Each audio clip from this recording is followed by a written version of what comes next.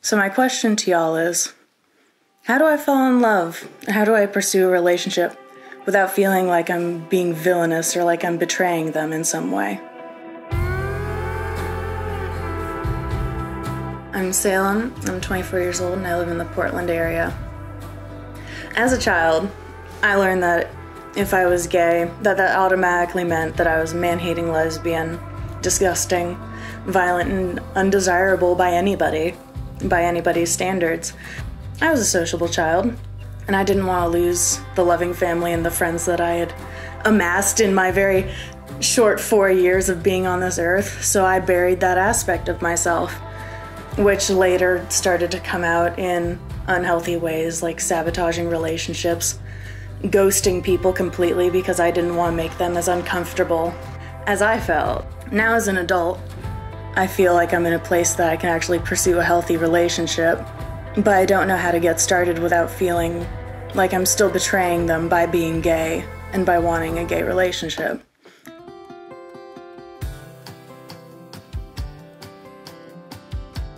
I am Dallas Burgess. I am 37 years old and from Austin, Texas. Hi, my name's Kristen Ford, and I'm a musician based out of Nashville, Tennessee. And I'm 31 years old, and I'm married to a woman. G'day Salem, my name is Sammy. I live in Adelaide in South Australia, so on the other side of the world from you. And this is my advice to you. Take it or leave it. Take it or leave it. Salem, take it or leave it. I was in Afghanistan in the army. I had learned that my father was gay. Over the years, he had a really hard time trying to open up to his family, to people that he was extremely close to and thought would be there for him and wasn't. He has been told many times very, very similar things. Well, maybe you could get better. Maybe you could pray it away, or like people often do that just don't understand that there's no such thing. You can't do that. Finally kind of broke free of those chains, and he was approached by another man, and this man ended up pretty much telling himself, like, this is him, this is the one. And they got together, and they were together for about five and a half years, and when the Supreme Court issued the law opening up gay marriage, they immediately got married, and they are still married to this day. Everything that we receive has been sort of pre-packaged with this like heteronormative, like middle-class stamp on everything, and when you start to see how much of that is just total bullshit, you realize that there's like, more than one way to be. And like across the street here, we have a Latino family. They seem really nice. And then in front of them is a black woman and a white man that have a really adorable little baby girl together. And in front is a pedicab driver and her brother who live there with their yappy dog, and nobody's making a movie about that, and I guess just in terms of dating and feeling like it's weird, I don't know, I don't like gay brush my teeth in the morning or like lesbian kiss. I just kiss. It's like just living life, Love is love at the end of the day.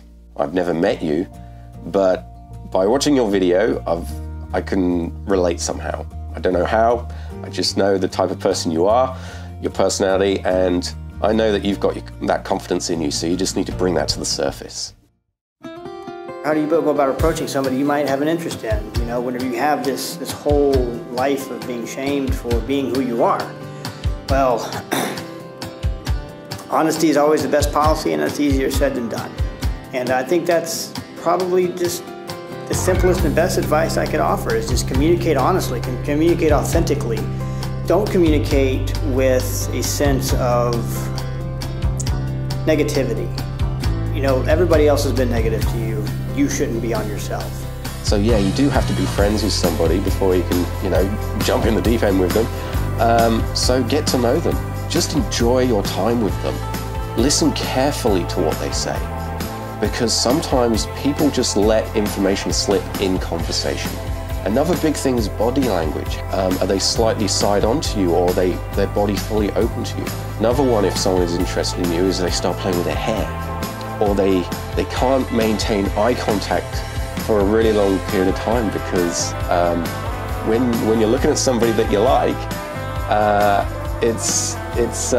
you know, you get a little bit embarrassed, so you can't hold that eye contact. And these are just subtle little signs that you can look for to see if that other person is interested. Or the only real way you're going to find out is if you ask the question.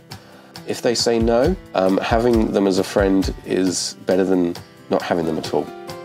I think spring semester I took a gay and lesbian studies class, and it was really cool to look around the whole classroom and be like, oh, everybody's queer that's here? Like there's others of us. And out of that I started a band up, and you know, became friends with a lot of people. And I think just if you try to find your community, whether it be like a certain establishment they like to hang out at, or a cool event, or like, I don't know, Tinder. I kind of miss Tinder, but just finding people who are like-minded definitely helps. Don't feel like being gay is a burden or anything like that. You know, if somebody wants to judge you because of that, they're not your people. Don't be afraid of rejection. Everybody gets rejected. Everybody in their entire lives gets rejected. They get rejected for jobs, for relationships, and all that kind of stuff. You know, don't blame yourself. Don't look at yourself and be like, what am I doing wrong? You're doing nothing wrong. When you experience rejection, all that is the universe telling you, this is not the right path, this is not the right one. That's all rejection is. Be you. Be authentic, be real. And if there's a person that you're picturing in your head right now who you're not sure to approach, you only live once. Go out on a limb. Give it a shot. I mean, you got the gauges rocking. You live in Portland. That's like one of the gayest, coolest cities ever.